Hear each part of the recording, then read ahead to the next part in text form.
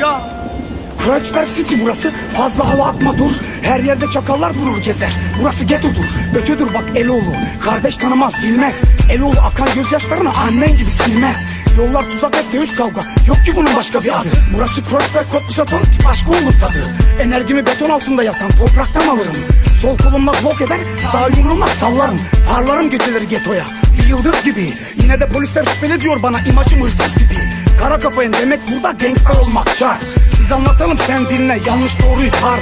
Korkular yağmur gibi, umutlar hep tükendi. Zor yaşam, bir bakmışsın bir dört duvar ve bir de akan tavan. Nefes alıp verirken zoru yaşarsın, kol gezer düşman. Ve farelerin içinde kalmışsın, söner soban. Sen aynı yerde hep, ben aynı yerde bekledim. Çocukken saklandım, bahçeydi sokaklar, karanlık komşular sıcak.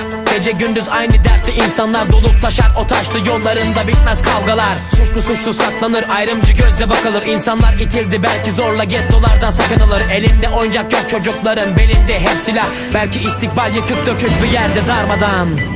Yaşadığım hayat çok zor, yarını bilemem. Bana inanmazsan sor, burada olur istemem. Karanlık geceler, gündüzün sessizlik. Acı olur sevgiler, duyguları hapsettik. Mahallem gece kundu, duvarlar delik deşik. Dert çile keder, dokur benden mekik. Mutluluk toparlandı, villalara çekik. Seyirde gözler, sokakların beşik. İzler dururum dünyayı kesik kesik. Kopaya itap puşta çevrilir tetik. Kurulduğum saatler vermedik ki frikik. Affedilmedik, affetmedik bilesin. O yüzden bak dalgana yönünü göresin. Bulaşmaya kalkmaya sabretlenirsin. Hiç ummadığın anda da sobelenirsin. Yekte yek edersin, yener neredesin? Tek caddeler ve sokaklar, ters bakma bana o kadar. Senin tayfan gettolardan bok anlar. Hadi moruk 5 ver, senin gangsta olduğunu yemezler. Köyün kay kolma şmot ceketler.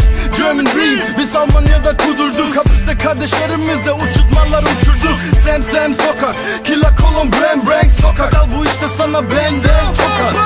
Hiç sorma moruk, arkamızda kaç kişi. Kahvelerde, diskolarda, malımızda taş gibi. Klub kardeşler, şişe yedik siktir. Hard start, her tarafta paranı biriktir. Yaşadığım hayat